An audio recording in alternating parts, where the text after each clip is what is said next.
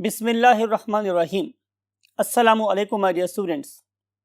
I hope you all will be very fine and eager to know the basic processes of biotechnology. Lecture का आगाज़ करते हैं रब्बे ज़िदनी इल्मा के साथ. My dear students, आप लोगों ने चैप्टर नंबर 1 में स्टडी किया था कि व्हाट इज़ बेसिकली बायोटेक्नोलॉजी. फिर आपने ये देखा कि अगर हम बायोटेक्नोलॉजी को फुली अंडरस्टैंड करना चाहते हैं तो हमें और किन ओवरलैपिंग ब्रांचेस ऑफ बायोलॉजी को अंडरस्टैंड करना चाहिए. और फाइनली उन्होंने देखा था कि आज हमारी बायोटेक्नोलॉजी इंसानियत की कैसे कैसे खिदमत कर रही है. बायोटेक्नोलॉजिकल प्रोसेसेस को अंडरस्टैंड करने के लिए हमें कुछ बेसिक चीज़ों का पता होना ज़रूरी है. उनमें से आज हम पहली चीज़ को पढ़ने वाले हैं, that is called as the cloning. आइए देखते हैं क्लोनिंग क्या होती है और ये किस तरीके से बायोटेक्नोलॉजी को एक फाउंडेशन या बेस प्रोवाइड करती है. So let's move to the white board. Yes my dear students, हम डिस्कस कर रहे हैं chapter number 23 that is regarding biotechnology और हमारा जो टॉपिक है आज that is the cloning of gene. Right, तो सबसे पहली बात है मेरे पास माय डियर स्टूडेंट्स कि हमें अंडरस्टैंड करना है what is basically a gene. आप पढ़े लिखे बच्चे हैं, आपने बहुत से चैप्टर्स रिगार्डिंग जीन्स पढ़ रखे हैं. फॉर एग्जाम्पल कि आप लोगों ने टॉलनेस के जीन को कैपिटल टी से डिनोट किया था और ड्वार्फनेस के जीन को स्मॉल टी से डिनोट किया था. लेकिन ये तो बात थी हमारी क्लासिकल जेनेटिक्स की, जिसमें हम लोगों को डेफिनेटली जीन की एक्चुअल हाइयत के बारे में, शेप के बारे में बिल्कुल भी पता नहीं था. बट नाउ वी नो, हम लोग जानते हैं अब, बिकॉज कि हम लोगों ने पढ़ लिया है, अंडरस्टैंड कर लिया है thoroughly process of what, transcription. हमने पढ़ लिया है प्रोसेस ऑफ रेप्लिकेशन, हम लोगों ने पढ़ लिया है जेनेटिक कोड, हम लोगों ने पढ़ लिया है process of protein synthesis. Now we have the knowledge कि what is basically a gene.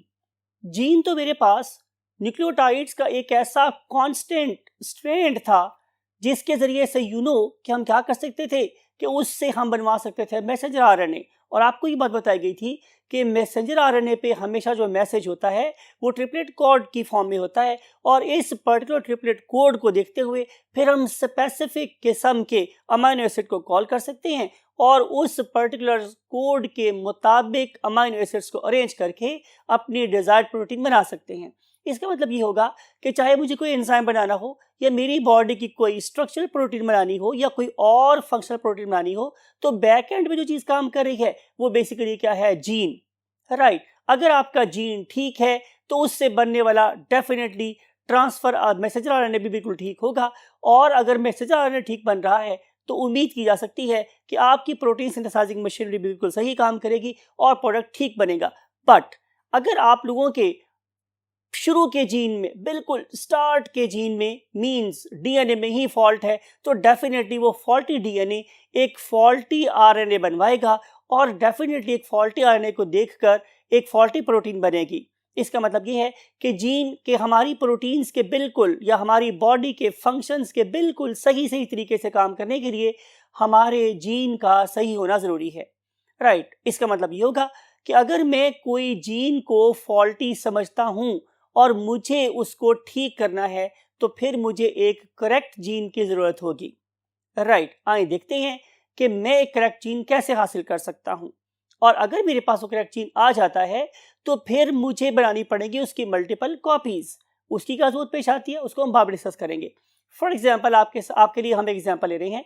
Let this is a person, से एक्स पर्सन है कोई भी ये, और इसकी बॉडी क्या नहीं बना रही, इंसुलिन नहीं बना रही, या इसकी बॉडी में जो इंसुलिन का जीन है it is mutated, it is no more functional. तो मुझे क्या चाहिए होगा, मुझे चाहिए है कि मैं इसकी हेल्प करूं. आपको याद है हमने लास्ट सेक्शन में पढ़ा था कि पहले ज़माने में हम लोग एनिमल इंसुलिन से गुजारा करते थे. It may be the sheep insulin, it may be the dog insulin और it may be the even pig insulin. लेकिन आज हमारे पास ये टेक्नोलॉजी मौजूद, जिसे हम क्या बोलते हैं, बायोटेक्नोलॉजी. इसमें हम करते क्या हैं कि इसमें हम एक नॉर्मल इंसान की बॉडी से जीन निकालते हैं और उसकी मल्टीपल कॉपीज बनाते हैं.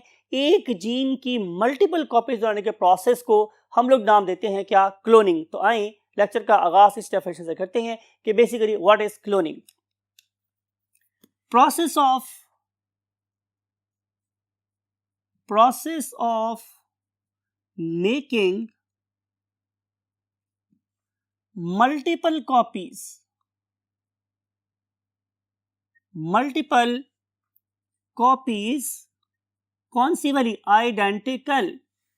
मैं आप लोगों के लिए इसे बिल्कुल एक डिफरेंट कलर से लिखता हूं ताकि आप ये वाला वर्ड अपने माइंड से कभी हज़फ ना करें। ये वर्ड बहुत इंपॉर्टेंट है, राइट?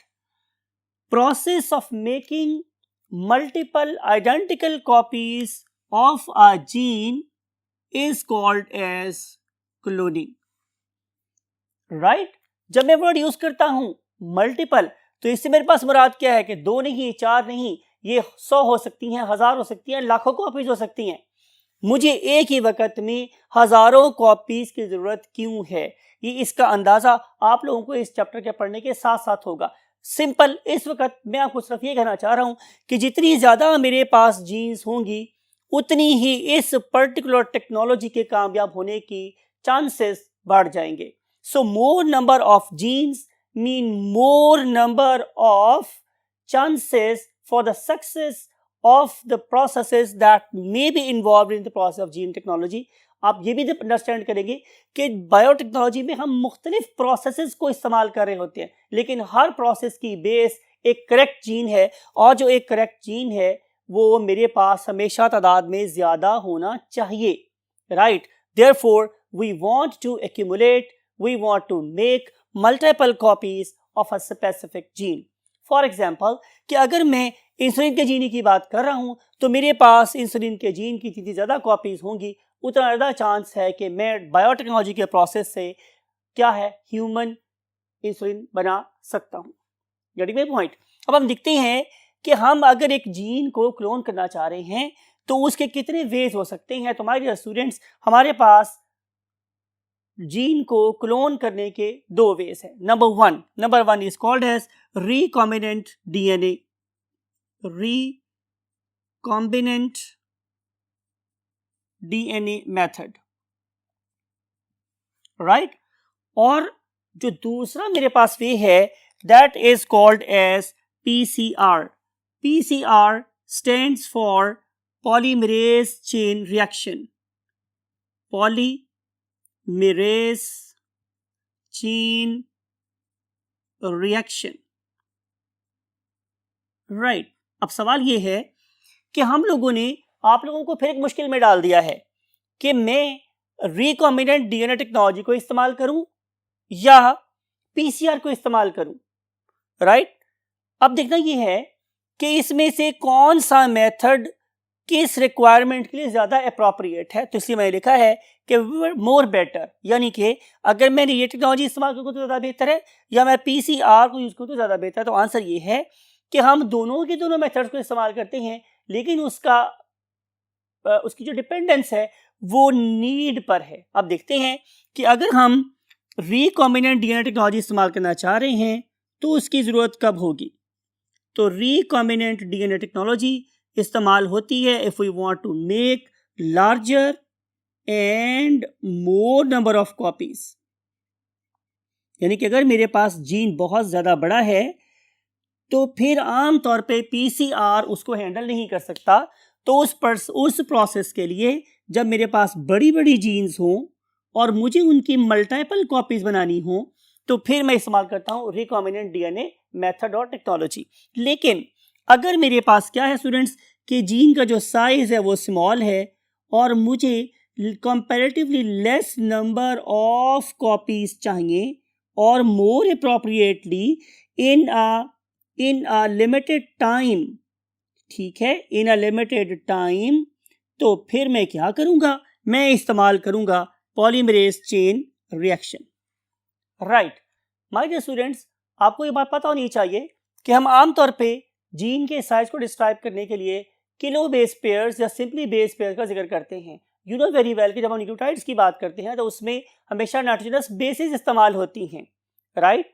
तो BPs stands for base pairs, यानी कि एक पर्टिकुलर जीन में कितने नाइट्रोजनस बेसिस के पेयर्स इस्तेमाल हुए हैं। आमतौर पे जितनी छोटी नहीं होती उनको हम आमतौर पे केबीपीज में लिखते हैं, कितने किलो बेस पेयर्स इस्तेमाल हुए हैं, राइट? तो for smaller nitrogenous bases means having laser KBP values, हम इस्तेमाल करते हैं पीसीआर, और अगर हमारे पास लार्जर केबीपीआर वैल्यूज हों तो हम उसके लिए इस्तेमाल करते हैं रिकॉम्बिनेंट डीएनए टेक्नोलॉजी और मेथड। आए आज हम पढ़ेंगे पहले मेथड को, that is called as recombinant DNA method, और इसके लिए we have to go to the next part of the board. Yes my dear students, हम अंडरस्टैंड करेंगे कि what is basically recombinant DNA technology. It is very simple, नाम indicate कर रहा है रिकॉम्बिनेंट, यानी कि दो मुख्तलिफ चीजों को जोड़ के बनाया गया क्या, डीएनए। एक ऐसी टेक्नोलॉजी, एक ऐसे यू कैन से टेक्निक कि जिसकी मदद से मैं दो डिफरेंट सोर्सेस से आने वाले डीएनए को आपस में जोड़ दूं, that very method is called as recombinant DNA technology. तो आइए इस बात को लिखते हैं कि आप are a method, a biological method based on human manipulation to join or combine DNAs from two different organisms,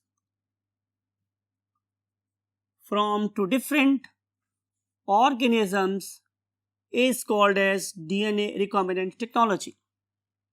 example लेते हैं आप लोगों के लिए। All the time famous, all the time favourite example है मेरी, मैं फिर दोबारा बात कर रहा हूं, look at this very gene that is called as human insulin gene, right.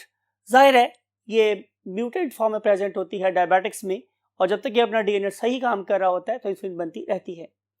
तो बात हुई थी आप लोगों के साथ कि ये है ह्यूमन इंसुलिन का gene. Now look at this, ये हम लोगों ने क्या किया हुआ कि हमने लिया हुआ है एक बैक्टीरिया का DNA. Now look at this, third step में मैं क्या कर रहा हूं कि मैं इन दोनों डीएनए को आपस में कंबाइन कर रहा हूं।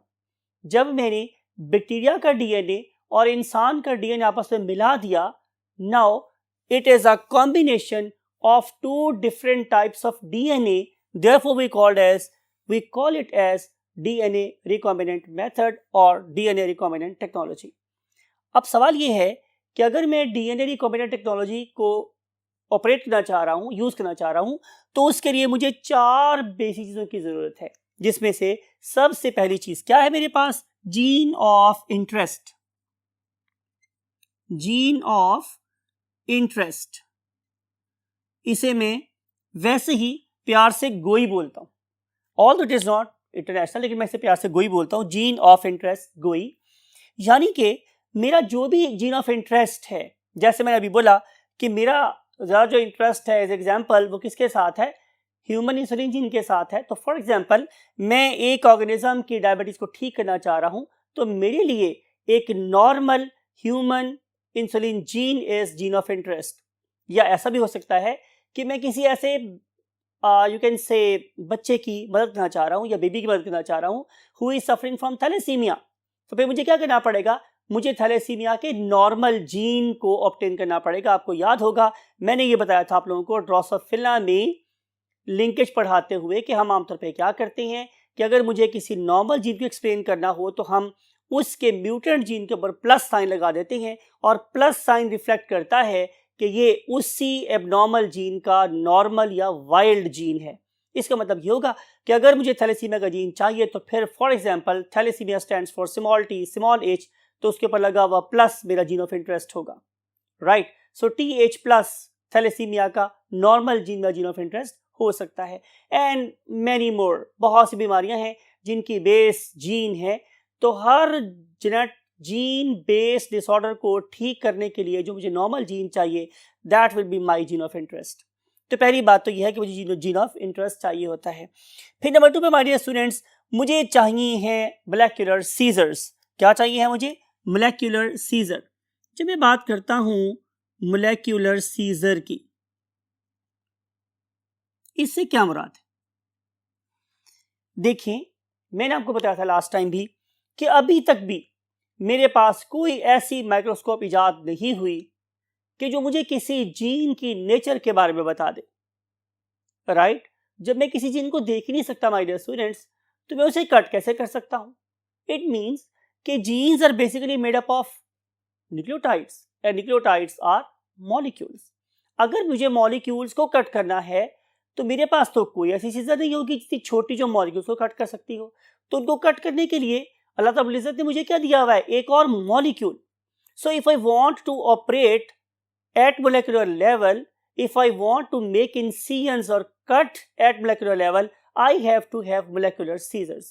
तो मुझे चाहिए हैं molecular scissors जो DNA को किसी खास जगह से मेरी मंशा, मेरी मर्जी के मुताबिक काट दें, उन्हें हम क्या बोलते हैं? molecular scissors। और हम आज पढ़ेंगे इसको कि हम इनको नाम देते हैं एंजाइम्स का, और वो एंजाइम्स कहलाते हैं restriction endonucleases। restriction endonucleases, ये एक इंपॉर्टेंट बात है, हम डिस्कस करेंगे कि आखिर ये क्या होते हैं और ये कैसे काम करते हैं। माय डियर स्टूडेंट्स, अगली बात क्या है? रिकॉम्बिनेंट डीएनए टेक्नोलॉजी में सबसे पहली बात थी जीन ऑफ इंटरेस्ट, दूसरी बात थी मेरे पास मोलेकुलर सीजर्स। ये मोलेकुलर सीजर्स क्या करेंगी? ये मेरे जीन ऑफ इंटरेस्ट को काट के बाहर निकाल देंगी। राइट, कहाँ से? आपसे। मिसाल के तौर पर आप बिल्कुल ठीक ऑर्गेनिज्म है, आपके पैंक्रियाज की जो सेल्स हैं they are making very well, तो मैं क्या करूंगा कि मैं आपके पैंक्रियाज में से इन पर्टिकुलर मोलेकुलर सीजर्स की मदद से जीन ऑफ इंटरेस्ट को बाहर निकाल लूंगा। बाहर निकालने का क्या फायदा है? कोई फायदा नहीं है जब तक कि मैं उसे किसी चीज के साथ ना जोड़ूं। वो चीज जिसके साथ मैं इस पर्टिकुलर जीन ऑफ इंटरेस्ट को कंबाइन करता हूं, that is basically called as a carrier और अ वेक्टर। तो थर्ड स्टेप मेरे पास क्या है? We have to have molecular carriers. We have to have what? Molecular carriers। और ये जो कैरियर्स हैं उन्हें हम आम तौर पे क्या बोलते हैं? वेक्टर। तो look at this,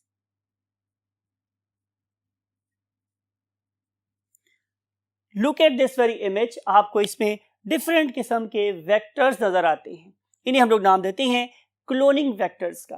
cloning vector का फायदा मेरे पास ये होता है कि मैं इस पर्टिकुलर वेक्टर में जीन को इंसर्ट करने के बाद इस पर्टिकुलर वेक्टर की मिलियंस ऑफ कॉपीज बना सकता हूं। जीन का साइज का छोटा हो या बड़ा हो, इससे इस पर्टिकुलर टेक्नोलॉजी को फर्क नहीं पड़ता। आपको याद है मैंने बोला था कि अगर मैंने बड़े साइज की मल्टीपल कॉपीज बनानी होगी तो फिर मुझे रिकॉम्बिनेंट डीएनए टेक्नोलॉजी का सहारा लेना पड़ेगा। तो दोबारा रिपीट करता हूं, सबसे पहला काम यह था कि मैं नॉर्मल जीन आइसोलेट करूं। उसको आइसोलेट करने के लिए मुझे जरूरत थी खास किस्म की सीजर्स की, जिन्हें हम नाम देते हैं मोलेकुलर सीजर्स, और they are also called as restriction endonucleases. जब मेरे पास ये चीजें आ जाएंगी तो फिर मैं क्या करूंगा कि मैं इस पर्टिकुलर आइसोलेटेड जीन को एक मोलेकुलर वेक्टर या कैरियर के अंदर डाल दूंगा और फिर उसको मैं क्या करूंगा? मल्टीपल कॉपीज बना लूंगा। राइट, एंड देन ये करने के बाद हम लोग क्या करेंगे कि हम इस पर्टिकुलर वेक्टर को एक और वेक्टर में इंसर्ट करेंगे। That very vector is called as expression vector. That is called as what? Expression vector. Expression vector. Right, इससे मुराद मेरे पास क्या है कि देखो, जब मैंने अपनी जीन ऑफ इंटरेस्ट को इस पर्टिकुलर वेक्टर में डाला था तो इसका काम सिर्फ ये था कि ये इस पर्टिकुलर जीन की मल्टीपल कॉपीज कर दे। इसका ताल्लुक किसी भी तौर से ट्रांसलेशन के साथ नहीं था, इसने प्रोटीन बना के हमें नहीं देनी। लेकिन जब उस पर्टिकुलर जीन को मैं इंसर्ट करूंगा एक और वेक्टर के अंदर, that is called as expression vector, तो इसके पास ट्रांसलेशन करने वाला कोड प्रेजेंट है। राइट, और जो ही इसमें ट्रांसलेशन का प्रोसेस स्टार्ट होगा तो अगर नॉर्मल जीन मौजूद हुआ तो वो वाली प्रोटीन यहाँ पे बनना शुरू हो जाएगी। तो इन 4 स्टेप के ऊपर से गुजर के ही हम लोग क्या कर सकते हैं? हम डीएनए रिकॉम्बिनेंट टेक्नोलॉजी को ऑपरेट कर सकते हैं। आइए देखते हैं कि इसमें से सबसे पहला step mean gene of interest हम कैसे लेते हैं, किस किस तरीके से हम रिकॉम्बिनेंट डीएनए टेक्नोलॉजी का पहला स्टेप क्या परफॉर्म कर सकते हैं। So let's move to the next part of the board. Yes, my dear students, बात हो रही थी आप लोगों से how to get a gene, जाहिर है ऑफ इंटरेस्ट, यानी कि मैं गोई कैसे ऑब्टेन कर सकता हूं। तो इसके लिए मेरे पास 3 डिफरेंट वेज हैं। सबसे पहला वे मेरे पास, my dear students, ये है कि मैं इसको डायरेक्टली ऑब्टेन करूं from the chromosome, obtain directly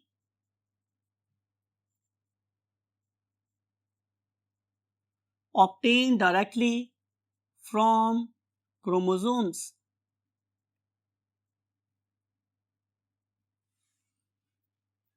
क्या करना पड़ेगा मुझे? कॉमन सेंस, सबसे पहले मुझे इस्तेमाल करने पड़ेंगे हेलिकेजेस। आपको याद है सबसे पहले मुझे क्रोमोसोम लेना पड़ेगा, उसको ट्रीट करना पड़ेगा with the help of what proteases. सारी प्रोटीज वहां से वॉश हो जाएंगी, बाकी बच जाएगा मेरे पास डायरेक्ट डीएनए। फिर मैं उस पर्टिकुलर क्रोमोसोम को डिफरेंट किस्म से एंजाइम से ट्रीट करूंगा, और ट्रीट करने के बाद इवेंचुअली जब मुझे पता चल जाएगा कि ये वाला जीन कहाँ पे प्रेजेंट है, तो फिर मैं उस पर्टिकुलर जीन को कट कर सकता हूं by means of very specific method that is called as primer designing. और प्राइमर डिजाइनिंग ये होती है कि वो उस पर्टिकुलर जीन के प्री जीनोमिक एंड पर, प्री जीनोमिक एंड का मतलब है जहां पे जीन स्टार्ट हो रहा है उससे पहले वाले एंड पर ये प्राइमर्स कंबाइन हो सकते हैं, और वो उस पर्टिकुलर जीन की हम लोग कॉपी करवा सकते हैं। या फिर दूसरा भी ये हो सकता है कि मैं इस पर्टिकुलर क्रोमोसोम को उसी पर्टिकुलर स्पेसिफिक एंडोन्यूक्लियोसिस से कट कर लूं, और कट करने के बाद उस जीन ऑफ इंटरेस्ट को बाहर निकाल लूं।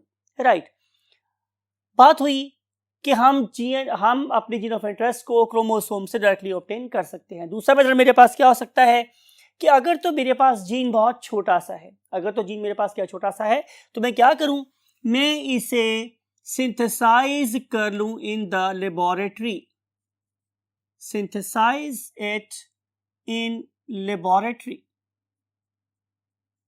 राइट, आपको याद होगा हरबिन खुराना का वर्क, और आपको याद है कि उस पर्टिकुलर वर्क के थ्रू, उस पर्टिकुलर मेथड के थ्रू उन्होंने अपनी पसंद की क्या बना लिए थे, डिफरेंट किस्म के पॉलीन्यूक्लियोटाइड चेन्स बना लिए थे, और उन चेन्स को देखकर हम बना सकते थे स्पेसिफिक किस्म के कोड्स, और उन कोड्स से हम लोग स्पेसिफिक किस्म के अमीनो एसिड को कॉल कर सकते थे। तो ये टेक्नोलॉजी कि हम अपने पसंद के न्यूक्लियोटाइड्स को आपस में जोड़ लें, ये बहुत पुरानी है, आज हम उससे बहुत आगे निकल गए हुए हैं, लेकिन आज भी हम इस मेथड को इस्तेमाल कर रहे हैं। तो ये था मेरे पास सेकंड वे, और मेरे पास अब थर्ड वे क्या है कि to obtain from messenger RNA, ये एक और मेथड है, to obtain it from messenger RNA. इसको समझाने के लिए मैं दोबारा अपनी फेवरेट जीन का सहारा लूंगा, that is called as gene of insulin. My dear students, अगर मुझे ये पता हो कि एक particular cell actively messenger RNA को सिंथेसाइज कर रहा है, तो क्या बताएं इसका लगाना मुश्किल है? तो आंसर इज नो। अगर एक पर्सन की बॉडी में इंसुलिन बिल्कुल सही बन रही है, तो इसका मतलब ये है कि उसके पैंक्रियाज के beta cells they are actively synthesising messenger RNA. तो मैं क्या करूंगा कि मैं उस पर्टिकुलर ऑर्गेनिज्म के बीटा सेल्स में से मैसेंजर आरएनए को आइसोलेट कर लूंगा। Once I have got the messenger RNA, तो यू नो वेरी वेल कि जब मैंने डीएनए से आरएनए बनवाया था, हमने नाम क्या रखा था? ट्रांसक्रिप्शन। लेकिन ऐसा भी तो हो सकता है कि अगर मेरे पास मैसेंजर आरएनए टेम्पलेट की फॉर्म में प्रेजेंट है, तो मैं उससे दोबारा डीएनए बनवा लूं, प्रोसेस कहलाएगा रिवर्स ट्रांसक्रिप्शन। दोबारा देखें, जब मैं डीएनए से आरएनए बनवाता हूं, प्रोसेस कहलाता है ट्रांसक्रिप्शन। लेकिन जब मैं आरएनए से वापस डीएनए बनवाता हूं, तो प्रोसेस कहलाता है रिवर्स ट्रांसक्रिप्शन। तो ये काम हम भी कर सकते हैं। अगर मेरे पास एक मैसेंजर आरएनए हो, लुक एट दिस, कि अगर मेरे पास एक मैसेंजर आरएनए हो, तो मैं उससे डीएनए बनवा सकता हूं using an enzyme that is called as reverse transcriptase. Reverse transcriptase, और उससे जो डीएनए बनेगा उसका एक खास नाम होता है, that is called as the cDNA, और cDNA stands for complementary DNA. Right, तो इन तीन वेज से हम लोग क्या कर सकते हैं, हम अब जीन ऑफ इंटरेस्ट ऑब्टेन कर सकते हैं। लेकिन अगर मुझे सिर्फ और सिर्फ अमाइनो एसिड का सीक्वेंस पता हो किस में, एक प्रोटीन में, तो बिलीव यू मी कि हम खुद से भी जीन ऑफ इंटरेस्ट डिजाइन कर सकते हैं। इट मीन्स कि चौथा वे भी है कि just look at the protein.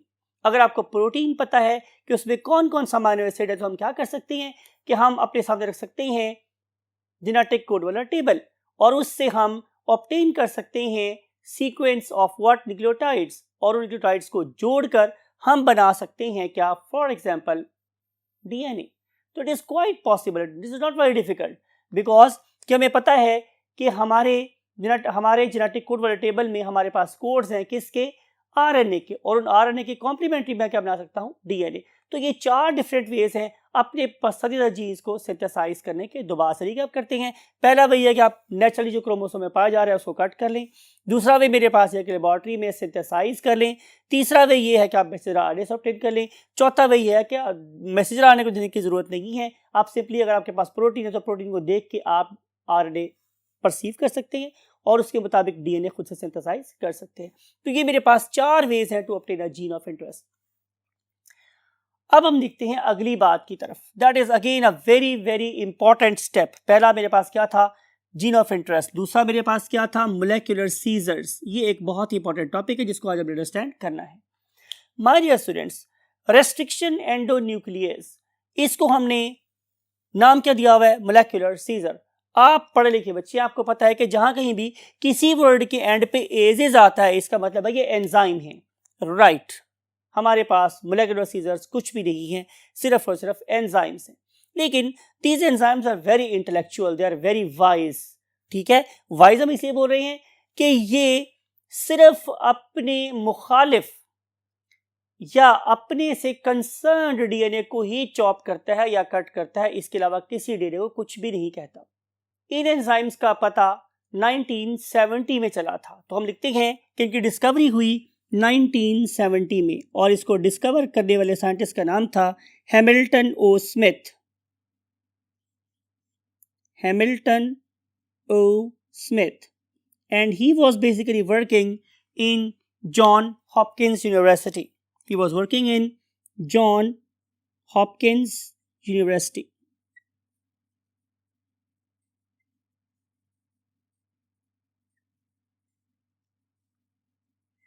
तो ये तीनों बातें बड़ी इंपॉर्टेंट हैं। आपको सबसे पहले डिस्कवर होने वाली मोलेकुलर सीजर की ईयर, उसके बाद साइंटिस्ट जिसने इसको डिस्कवर किया था, यूनिवर्सिटी, तीनों के बारे में पता होना चाहिए। इस पर्टिकुलर साइंटिस्ट ने जब इसको डिस्कवर किया तो बाद में उसकी लॉजिक भी बताई कि आखिर ये वाले एंजाइम बैक्टीरिया की बॉडी में क्यों होते हैं। आप लोग याद करें चैप्टर नंबर 5 पार्ट 1 का, तो आपको याद होगा कि हमारे पास बहुत से वायरसेस थे जिन्हें हम नाम देते थे, कौन से वायरसेस, बैक्टीरियोफेजेस। और आपको याद बैक्टीरियोफेज क्या करते हैं, उनका पसंदीदा होस्ट होता है बैक्टीरिया, वो बैक्टीरिया को अटैक करते हैं। शायद आपको याद आई हो मेरी पढ़ाई हुई बात। ठीक है, तो जो ही आके वायरसेस बैक्टीरिया की बॉडी पे लॉन्च होते हैं, लैंड करते हैं, तो वो अपने डीएनए को बैक्टीरिया की बॉडी के अंदर इंसर्ट करना चाहते हैं या उसके डीएनए को ओवरकम करना चाहते हैं। तो अल्लाह रब्बुल इज़्ज़त ने बहरहाल बैक्टीरिया को स्पेसिफिक किस्म के एंजाइम दिए हुए हैं जो कि वायरसेस के डीएनए को चॉप कर देते हैं, तोड़ फोड़ करके फेंक देते हैं। चूंकि वो बैक्टीरिया के अंदर वायरस की ग्रोथ को रेस्ट्रिक्ट करते हैं, उसे ग्रो करने से रोकते हैं, इसलिए हम इन्हें नाम देते हैं रेस्ट्रिक्शन एंडोन्यूक्लियस का। लेकिन मैं आप लोगों को एक और विजन देना चाहता हूं। वो विजन ये हमारे स्टूडेंट्स कि ये वाले जो हमारे पास क्या हैं एंजाइम्स, ये डीएनए को किसी खास रेस्ट्रिक्टेड साइट से ही कट करते हैं, किसी और जगह से कट नहीं करते, इसीलिए हम उन्हें रेस्ट्रिक्शन एंडोन्यूक्लियस का नाम देते हैं।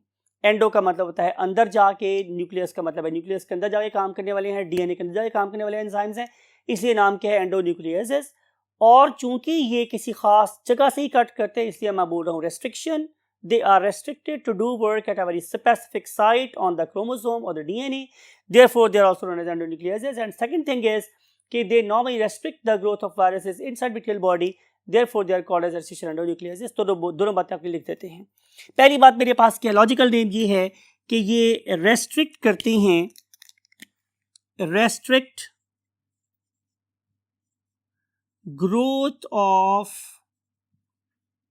viruses in bacteria by chopping their DNA,